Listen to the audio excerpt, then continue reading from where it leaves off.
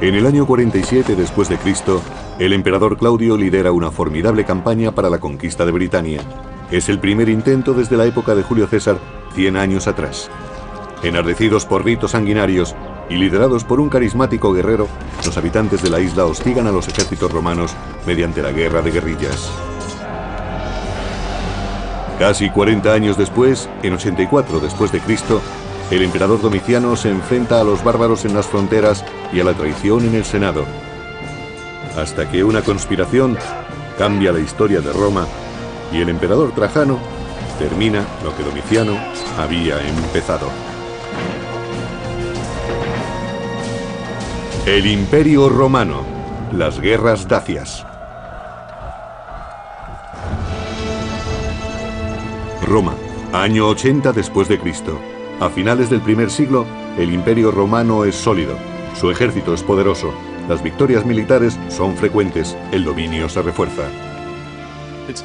El imperio entra en un periodo muy próspero, que se prolongará casi 150 años, hasta mediados del siglo III después de Cristo, momento en que afrontará una época muy problemática. Roma se ha expandido, pero alrededor de su núcleo civilizado, tribus bárbaras de Germania y Dacia, las actuales Alemania y Rumanía, se resisten a la dominación.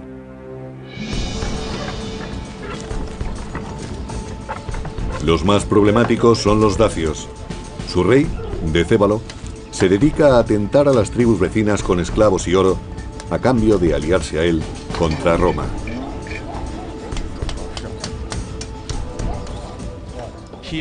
Tiene éxito en sus alianzas en el norte y está extendiéndolas por el este también con éxito. Se está convirtiendo en un líder notorio en la zona y a los romanos no les agrada ese tipo de notoriedad. El rey Decébalo consigue arruinar la estrategia romana de mantener divididas a las diferentes tribus bárbaras. Los romanos, premeditadamente, se habían dedicado a enfrentar a unas tribus con otras. Trataban de evitar que pudieran unirse contra Roma y que ninguna de ellas llegara a ser lo suficientemente poderosa como para someter al resto y plantear una seria amenaza. Decébalo establece las alianzas tribales contra Roma justo en un momento de transición para el imperio. En Roma, Domiciano se dispone a tomar las riendas del imperio que hasta entonces llevaba su hermano, Tito, ahora postrado en el lecho de muerte. La situación cambia de forma imprevista y Roma no parece preparada. La rivalidad entre Tito y Domiciano era evidente. Tito muere enfermo de peste en el año 81 después de Cristo, aunque surgieron rumores sobre un posible envenenamiento. Tito, que goza del favor del pueblo, solo ha gobernado durante 2 años que se han hecho muy largos para Domiciano, como relata el cronista del siglo II, Suetonio. Domiciano no perdía ocasión de declarar que su hermano y él deberían de haber gobernado Roma juntos, pero a su padre nunca le pareció buena idea. Cuando Tito se vio asaltado por una grave enfermedad, Domiciano ordenó que no se le asistiera, incluso cuando exhalaba su último aliento.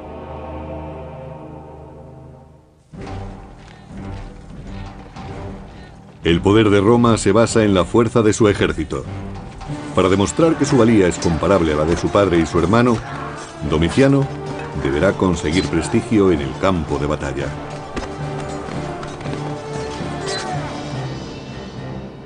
En el año 83 después de Cristo, se adentra en Germania a la cabeza de sus tropas. En las orillas del Rin y el Danubio, hará una demostración de poder. Pero Domiciano tiene otros enemigos aparte de los bárbaros.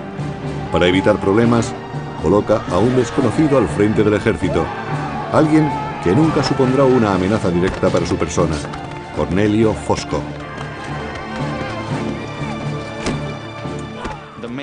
El comandante en jefe de las tropas podría llegar a suponer la mayor amenaza para la persona del emperador, y conviene que pertenezca a un estrato social bajo. Esta maniobra estratégica era habitual entre los emperadores. Domiciano escoge un grupo de germanos sin apenas preparación ni armamento para enfrentarse en la batalla. Los emperadores solían emprender campañas militares para ganar prestigio, si consideraban que su posición no estaba afianzada. Suponemos que Domiciano, que no era muy querido por el pueblo, querría fortalecer sus lazos con el ejército, y la mejor manera de lograrlo era emprender una campaña exitosa frente a un enemigo débil. Los germanos son aplastados y Domiciano agasaja a sus legiones, subiendo su soldado un 25%. Después se autoproclamaría germánico, conquistador de los germanos.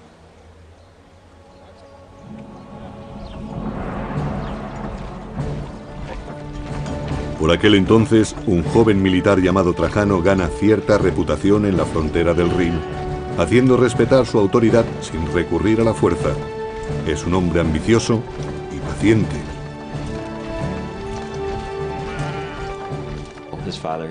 Su padre había servido eficientemente en varias campañas bajo el reinado de Vespasiano.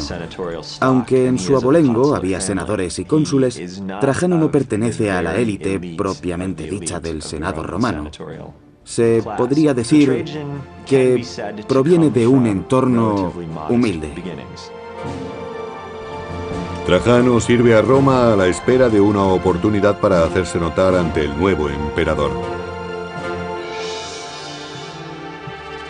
Pero al norte, los dacios trabajan a destajo en sus armerías, forjando espadas y lanzas, respondiendo a las órdenes de su rey, Decébalo. Este sabe que la guerra contra Roma se acerca y quiere que los suyos estén preparados. El historiador Casio Dio lo describe así.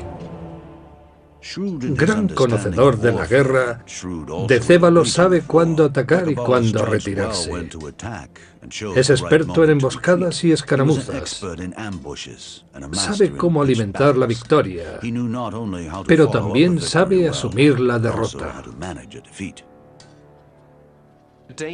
Aparte de los romanos, los dacios constituían probablemente la civilización más avanzada de la cuenca del Mediterráneo en aquel momento. No sorprende, por tanto, que supusieran una amenaza real.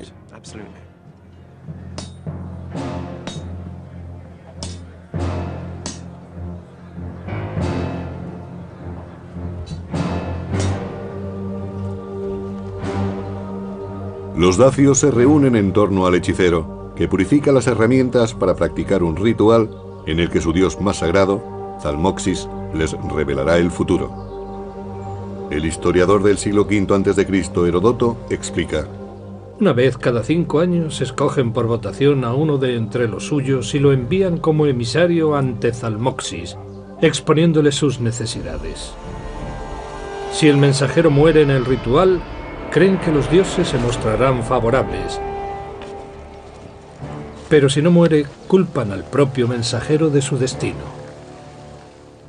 Hoy, un mensajero dacio acude ante Zalmoxis para expresarle su deseo de victoria frente a Roma. Los dacios no aceptarán un mensaje desfavorable. Sin provocación previa, los dacios atacan la provincia romana de Moesia. Los mercados de Moesia están colmados con los frutos de dicha tierra, la fruta de sus huertos, el grano de sus campos, la cerámica de sus artesanos y el oro de sus minas, material necesario para acuñar las monedas romanas.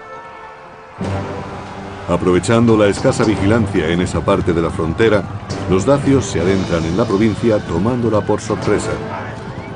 Siembran el caos y matan a cualquiera que intente detenerlos, incluso al propio gobernador de la provincia. No está claro por qué, en el año 84, se adentraron en Moesia. Aquel territorio les había pertenecido anteriormente. Al menos parte de Moesia había sido de los dacios, y probablemente quisieran recuperarla, o tal vez se trataba simplemente de demostrarle a Roma que tenía puntos débiles.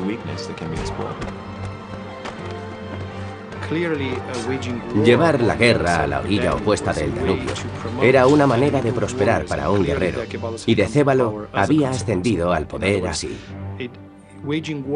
En otras palabras, la guerra contra Roma era el mejor modo de obtener poder político.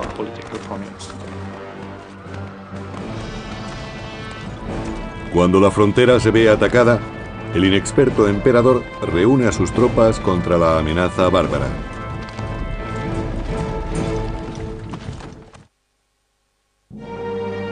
Año 84 después de Cristo. Con la muerte de su hermano Domiciano se ha convertido en emperador de Roma. Ahora debe retarse frente a un enemigo inesperado. Sin provocación previa, los dacios han atacado la provincia de Moesia matando a su gobernador. Los romanos envían a Cornelio Fosco con una legión.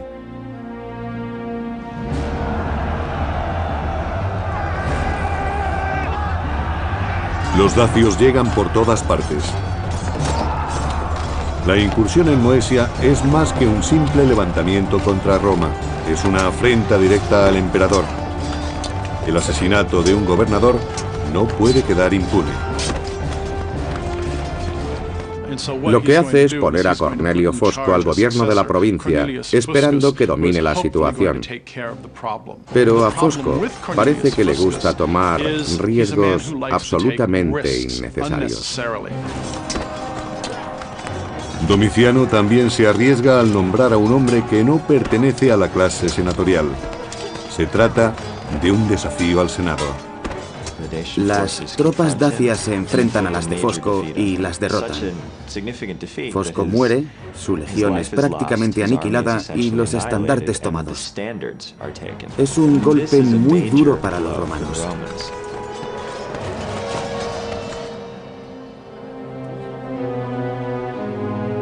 Roma paga la inexperiencia de Domiciano con la sangre de sus legionarios. La guerra alcanza a la propia capital. La aristocracia romana se ve obligada a financiar el costoso ejército de Domiciano. El emperador no se detiene ante nada a la hora de llenar sus arcas, según el cronista del siglo II, Suetonio. Arruinado económicamente por el coste de las obras y los espectáculos y por el incremento de las soldadas, Domiciano se dedica a robar sin pudor. Se ampara en cualquier argucia legal para apoderarse de las propiedades de vivos y muertos. De esta manera se convierte en causa de terror y odio ante los ojos de todos. Todos salvo el ejército, cuya lealtad ha comprado. Con un nuevo general en el lugar de Fosco, el emperador Domiciano despliega a sus soldados más allá de las fronteras, en Tapae, Dacia. El emperador debe derrotar a Decébalo y recuperar el honor perdido. Depende de sus tropas auxiliares, mercenarios extranjeros al servicio de Roma. Roma tiene que hacer algo. No se trata únicamente de haber perdido 2 gobernadores, es una cuestión de prestigio. No se pueden consentir este tipo de escaramuzas, aunque la muerte de 2 gobernadores sea algo más que una simple escaramuza. Hay que responder a Decébalo de alguna forma.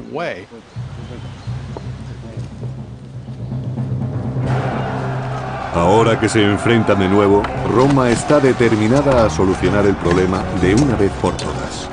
Los dacios son terribles guerreros, pero el ejército romano, acompañado de tropas auxiliares formadas por aliados bárbaros, no piensa retroceder. Para los dacios, luchar contra el ejército romano suponía un gran reto, no solo porque se enfrentaban a soldados profesionales, sino porque estos iban acompañados de tropas auxiliares y desconocían su forma de combatir. Nunca antes se habían enfrentado a esas gentes, no sabían qué aspecto tenían, no sabían cómo luchaban. Podía resultar terrible. Tras el combate, Decébalo y sus hombres se ven superados y se retiran. Pero las circunstancias no permiten que Domiciano pueda aprovechar su ventaja sobre los dacios. Mientras que Domiciano se enfrenta a Decébalo y los dacios, el gobernador de una provincia germana decide rebelarse.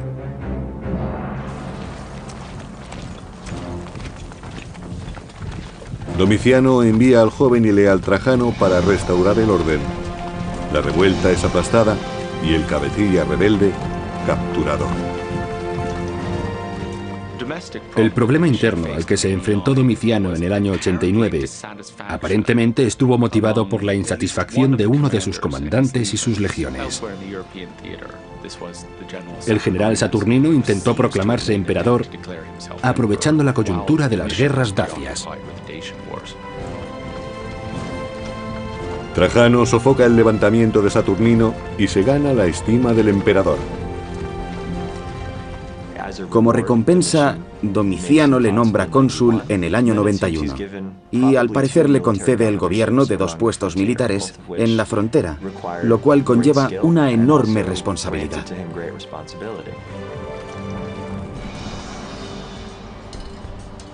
Para el rey dacio, Decébalo, los problemas políticos y militares del emperador Domiciano suponen una oportunidad única. Domiciano, un líder inexperto, se siente acuciado por el descontento creciente entre sus filas y por la resistencia de los dacios. Esperando apaciguar a sus enemigos, el inseguro Domiciano envía un mensajero al territorio dacio para proponer un tratado de paz al rey guerrero. Algunos lo consideran un gesto de debilidad. Siempre que un líder negocia con el enemigo algo distinto a su rendición incondicional, queda expuesto a las críticas internas, a ser acusado de cobardía. Es algo similar a las críticas emitidas en nuestros días contra George Bush por dejar que Saddam Hussein permaneciera en el poder tras la Primera Guerra del Golfo. En un extraño gesto, el mensajero de Domiciano devuelve el botín de guerra al enemigo derrotado, según cuenta Casio Dio. Domiciano hizo entrega de grandes cantidades de dinero a Decébalo, así como artesanos de todos los oficios, y prometió seguir entregando enormes sumas de dinero en el futuro. Domiciano dilapida la riqueza de Roma para ganarse el favor de un bárbaro. Propone un trato muy desfavorable, que incluso le obliga a pagar tributo a los dacios, lo cual le desacredita entre los ciudadanos romanos. Además, se compromete a enviar personal cualificado de distintos ramos, lo que acabará favoreciendo la insurgencia dacia. En el año 89, el emperador Domiciano emprende otra acción grotesca: enfrentarse a 2 pueblos bárbaros más allá del Danubio, con el fin de exhibir su poder.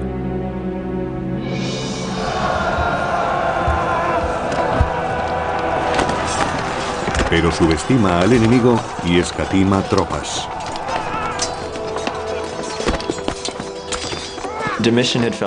Domiciano consideraba que estas tribus no le habían mostrado su apoyo en la campaña dacia y ordena un ataque punitivo contra 2 tribus, augurando una operación rápida y fácil. Roma sufre una humillante derrota. Domiciano se expone a la difamación. Además de pagar tributo a Decébalo, hay rumores de que ha falseado victorias en Germania. Se dice que ha disfrazado a hombres de Germano para hacerlos pasar por prisioneros de guerra. Domiciano está en un callejón sin salida. Pero no todos los enemigos de Domiciano están en la frontera.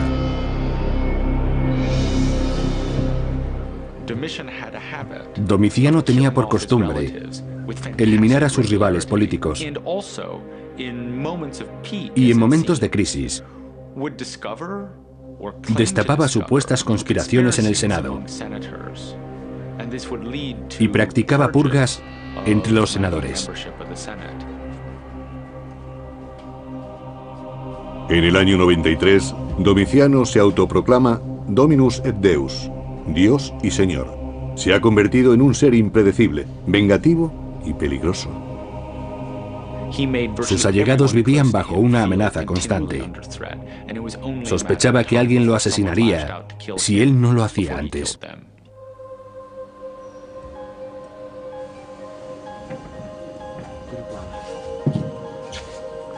Mientras Domiciano siga vivo, nadie de su entorno se sentirá seguro. Su mujer, Domicia, y su ayuda de cámara, Estéfano, entre otros allegados, deciden actuar. Suetonio, cronista. Los conspiradores deliberaban sobre cómo eliminar a Domiciano, si en el baño o durante la cena. Estéfano, ayuda de cámara de Domicia, se ofreció voluntario. Para evitar sospechas, vendó el brazo izquierdo varios días antes fingiendo una lesión y dentro escondió una daga.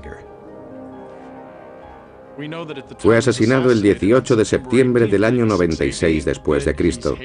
Por entonces era odiado por su mujer Domicia, por varios cortesanos, y no gozaba de alta estima en el Senado. A esas alturas nadie quiere a Domiciano. Probablemente existiera una conspiración orquestada desde la corte y el Senado. El plan está en marcha.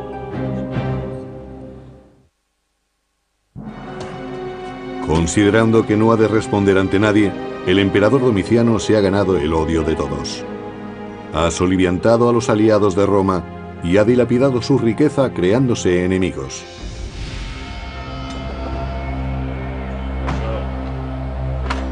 Un sirviente en el que confía, Estéfano, se reúne con el emperador aprovechando sus temores.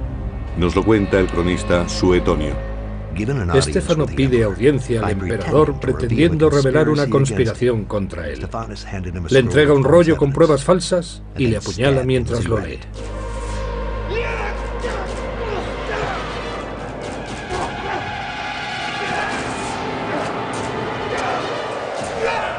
Los guardias escuchan el alboroto y corren hacia los aposentos. Ya es demasiado tarde, aunque atrapan a Estéfano. Domiciano solo tiene 45 años cuando es asesinado. Su mandato ha durado 15 años.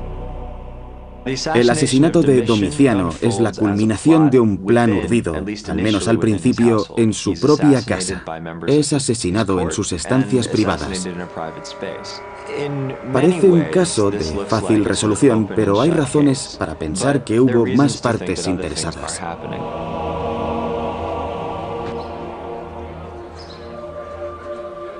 La muerte de Domiciano deja al Senado en una posición ventajosa, de acuerdo con el historiador Suetonio. La gente acogió la muerte de Domiciano con indiferencia. Solo los soldados se entristecieron e intentaron que se le recordara como Domiciano el dios.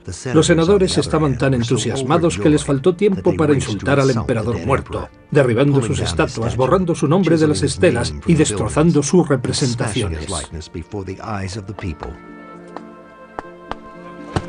El Senado no pierde el tiempo y nombra a otro emperador. Inmediatamente después del asesinato de Domiciano, el Senado designa a uno de sus miembros como su sucesor, un hombre llamado Nerva, anciano, sin hijos y sin méritos militares. Las razones de esta elección son evidentes. Nerva es elegido con asombrosa prontitud. Era el candidato idóneo. Todo el mundo lo acepta porque es viejo, achacoso, no tiene hijos. En suma, se trata de un emperador de transición y así el Senado se puede conceder una prórroga. Nerva es consciente de que su nombramiento es temporal y actúa rápido. Antes de verse forzado a abdicar o incluso a ser asesinado por su falta de autoridad, pone junto a sí a un hombre que le complemente, alguien con las cualidades que a él le faltan, y le conceda el respeto del ejército. En tan solo un año, Nerva adopta al general Trajano como heredero y le nombra coemperador. La historia no ha desvelado todavía si Trajano formó parte de la conspiración contra Domiciano. Es poco probable que Trajano estuviera relacionado, pero seguramente tuviera conocimiento de ello, lo que tampoco significa que lo aprobara. Quizá lo supiera, pero aceptara que se trataba de una circunstancia que no podía cambiar y la asumía como tal.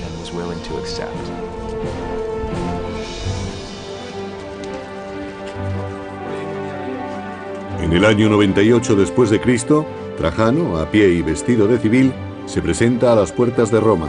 Está prácticamente irreconocible. Acaba de ser nombrado emperador único tras la muerte natural de Nerva. Es recibido como un héroe una vez que los guardias se percatan de quién es. Todos celebran la llegada de Trajano a Roma. Es un emperador relativamente joven, predispuesto a colaborar con el Senado en el gobierno del imperio. Se considera el inicio de una nueva era. A simple vista queda claro que Trajano es lo opuesto a Domiciano. El historiador Plinio elogia la presentación del nuevo emperador. Tu entrada nos encandiló y sorprendió. Tus predecesores tenían que ser llevados a hombros, puesto que no se conformaban con el tiro de 4 caballos blancos. A ti, en cambio, te bastó con tu esplendorosa presencia. Tenía el aspecto de los estamentos más relevantes y de quienes escribían la historia. Por eso, Trajano es recordado como un buen emperador.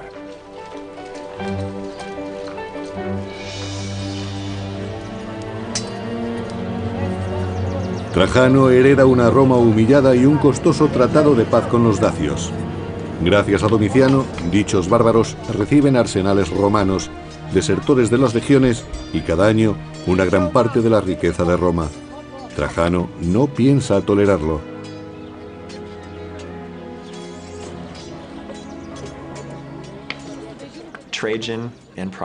Trajano consideraba el tratado de Domiciano con los dacios como un ultraje, como una mancha para Roma. Y estaba decidido a hacer algo al respecto y a solucionar el problema.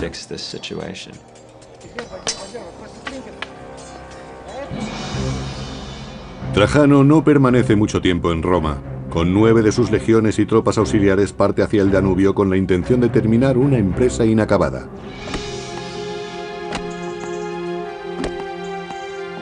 Consolida la presencia de Roma en la frontera y se prepara para una larga contienda a lo largo del Danubio. Antes de enfrentarse a los dacios, debe crear una infraestructura de apoyo a sus tropas.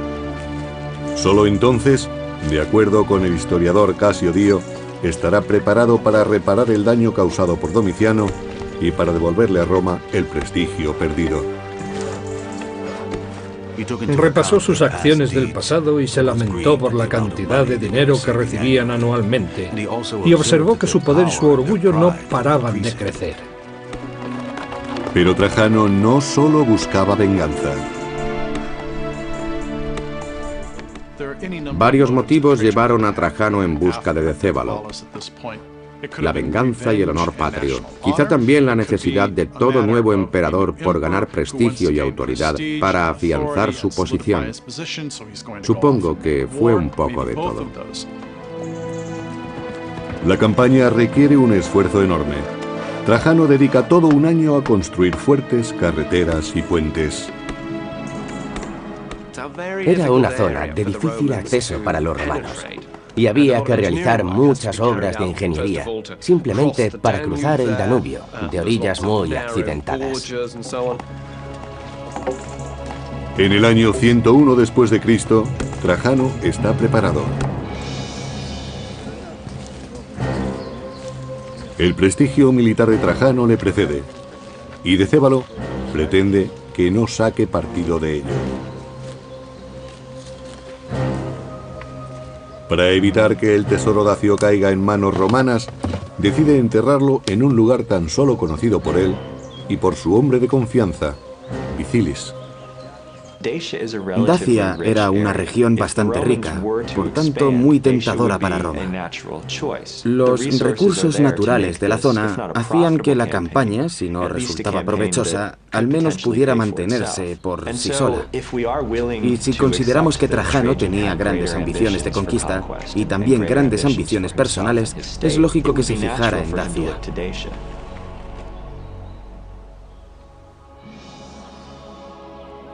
En el año 101 después de Cristo, los dacios saben que la paz está a punto de romperse. Muchos deciden huir. Los dacios ya han luchado con los romanos anteriormente, pero esta vez es distinto, como explica el historiador Casio Dio. Decébalo, conocedor del avance de Trajano, se asustó, pues sabía muy bien que antes no había vencido a los romanos sino a Domiciano. Ahora debía luchar contra los romanos y contra Trajano, el emperador. Familias enteras de dacios parten hacia regiones más seguras. Saben que esta vez no habrá negociaciones. Trajano solía viajar con sus tropas y compartir algunas de sus dificultades. Eso hacía que Trajano fuese apreciado por sus soldados y que él valorara el esfuerzo de estos mientras hacían frente a dichas dificultades. Las tropas romanas avanzan camino de Dacia. El nuevo emperador romano ha reconciliado al Senado con el ejército. Busca gloria para Roma y prestigio personal enfrentándose a los dacios en Tapae. Año 101 después de Cristo. El rey dacio Decébalo conoce las técnicas de combate romanas y también sabe aliarse con los enemigos de Roma. Decébalo trató de establecer alianzas no solo con pueblos extranjeros, sino también entre los nobles dacios, y creó una fuerza de combate magnífica, aunque no tan sofisticada como la de los romanos. En cualquier caso, estaban organizados y tenían capacidad para vencer puntualmente a los romanos. No hay que olvidarlo. Pero no es suficiente y Decébalo lo sabe. Vacilante, envía incluso una propuesta de paz a Trajano. Este la rechaza. El emperador solo piensa en la victoria, cueste lo que cueste, según Casio Dio. Trajano se enfrentó al enemigo, mató a muchos de ellos y vio a muchos heridos entre los suyos. Y cuando las vendas escasearon, se dice que redujo su propia ropa a tiras para hacer más.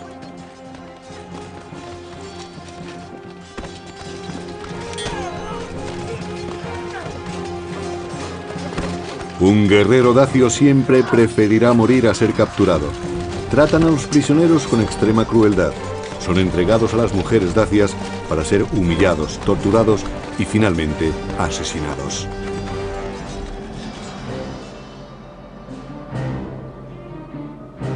Trajano vence a Decébalo, forzándole a someterse a la voluntad de Roma.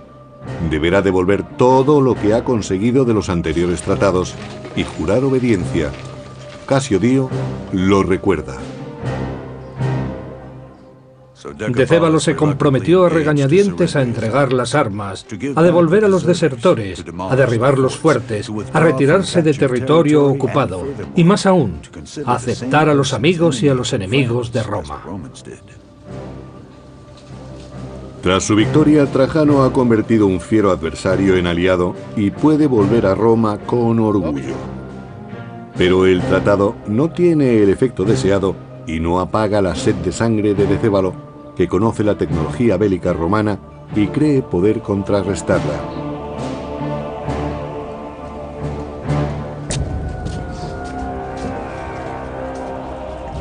Los dacios no se resignan.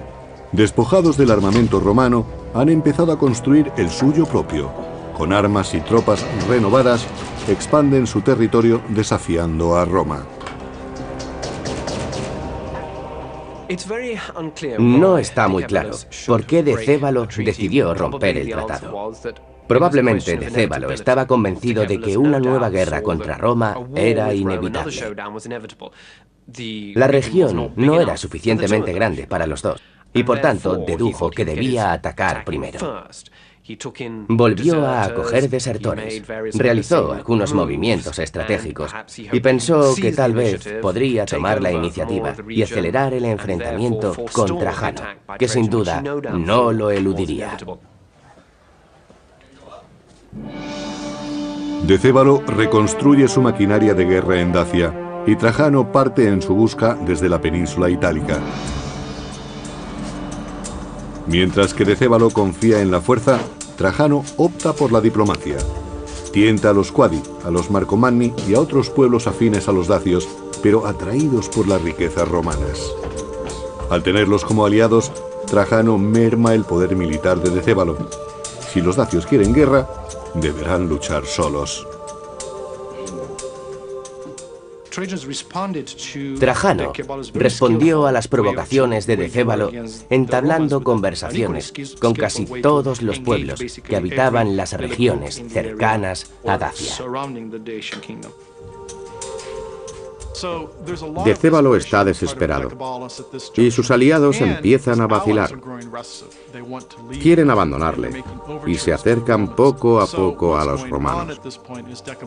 Decébalo sabe que la situación es crítica. Año 106 después de Cristo. Trajano conduce directamente sus tropas hasta el centro político del reino de Dacia, Sarmizegetusa, en la actual Rumanía.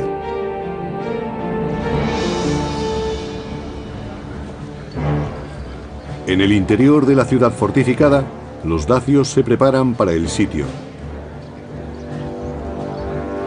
Ponen todas sus esperanzas en las gruesas murallas, pero si los romanos llegan a hacer brecha, reaccionarán. El fuego y el aceite no dejarán nada de provecho a los romanos. Además, el veneno hará que ningún dacio, sea hombre, mujer o niño, sea capturado y esclavizado. Si les derrotan, se reunirán todos más allá de la muerte.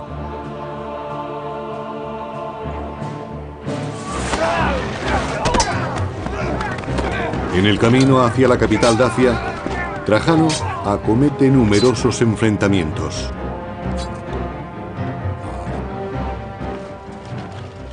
Se trataba de una ciudad fortificada, difícil de tomar. Y los romanos habían evolucionado muy lentamente de plaza en plaza. Y claro está, sufriendo gran cantidad de bajas. Fue una lucha terrible. Una puerta impenetrable se opone a la voluntad de Trajano. Año 106 después de Cristo. Durante más de 2 décadas, los hostiles dacios han atormentado a Roma. Ahora vuelven a romper su tratado. El emperador moviliza a las tropas para tomar su plaza fuerte.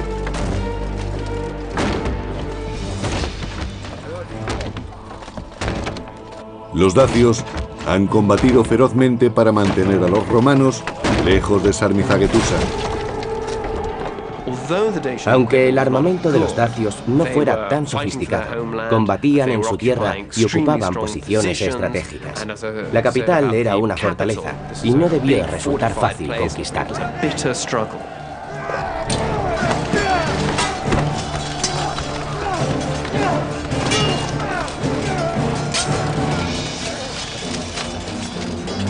Parte de las tropas romanas logra traspasar la muralla, pero los dacios prefieren la muerte a la derrota. Se han envenenado y han incendiado la ciudad.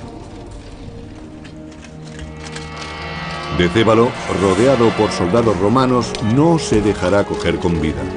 Su ayudante, Vicilis, en cambio, suplica por su vida y es capturado. Pero el mejor premio para los soldados de Trajano es la cabeza de Decébalo. Más tarde, la mostrarán en su victorioso desfile por las calles de Roma. Era el primer éxito militar de un emperador desde los días de Augusto y Julio César. Le situaba, por tanto, en un lugar privilegiado.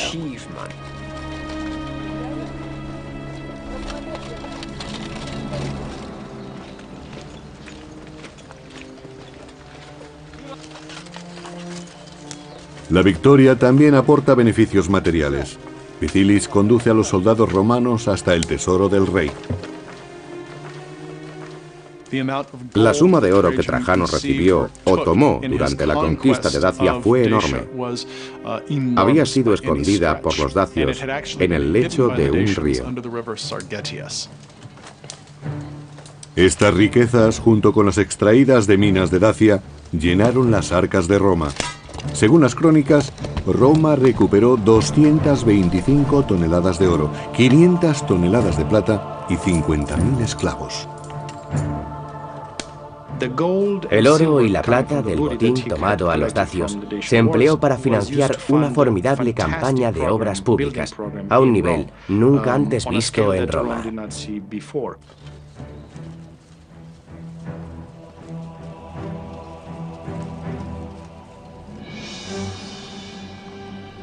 El expolio aporta a Trajano los fondos necesarios para construir un nuevo foro en Roma, el mayor jamás construido.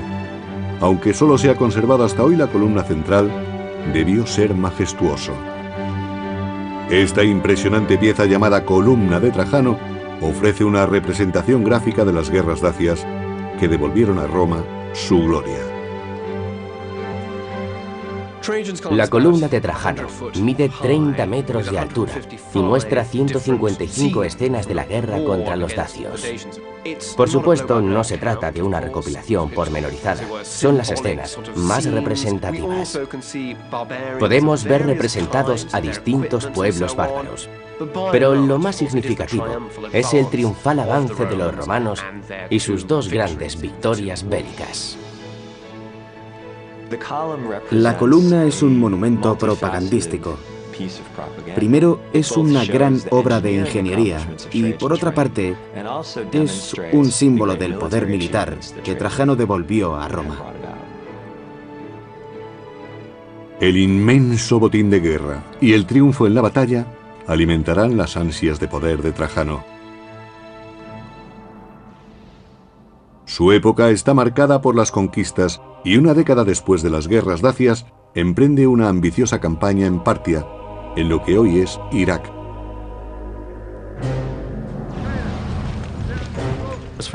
No existían razones estratégicas para declarar la guerra a Partia. Fue la actitud de Trajano y la de sus consejeros, sedientos de conquistas, la que llevó a la guerra con Partia. Trajano disfruta del éxito antes de obtenerlo, pero ha subestimado a su enemigo. Los partos se dispersaban ante los ataques de la colosal máquina militar romana, anulando su estrategia de guerra abierta.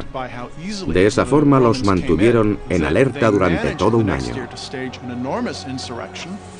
Los destacamentos romanos caían en las trampas constantes del enemigo. Se podría comparar con la guerra de Irak. La máquina militar estadounidense se topó con levantamientos por todas partes. Trajano, viejo y enfermo, se ve a sí mismo como el nuevo Alejandro, conquistador del mundo. Pero en el año 117 parece evidente que no cumplirá sus sueños. Sus planes han llevado a Roma al límite.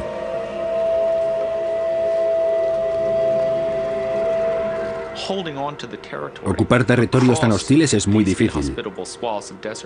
Y Trajano se da cuenta, mientras lucha en el norte, el centro y el sur a la vez, de que ha sobreexplotado sus recursos. Ya anciano, Trajano se retira, abandonando su campaña y volviendo a Roma, pero muere antes de llegar.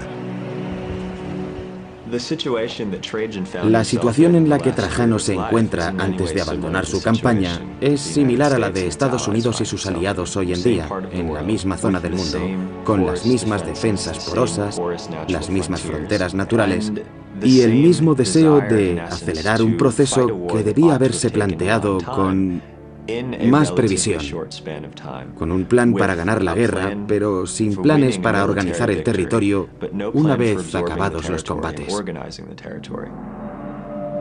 Trajano es considerado como uno de los grandes emperadores romanos, pero no puede colmar sus ambiciones. El gran fracaso de la política de Trajano se descubre justo después de su muerte, cuando Adriano se retira de la mayor parte del territorio conquistado por su predecesor. Incluso la provincia de Dacia, que tanto costó conquistar, acaba perdiéndose. Los imperios son moldeados por sus líderes. La historia juzga a Trajano como buen emperador y, en cambio, infama a Domiciano. Pero ambos apelaron a las necesidades del imperio para satisfacer sus ansias personales. No serían los últimos emperadores en seguir tan peligroso camino, un camino que llevaría a la caída del imperio.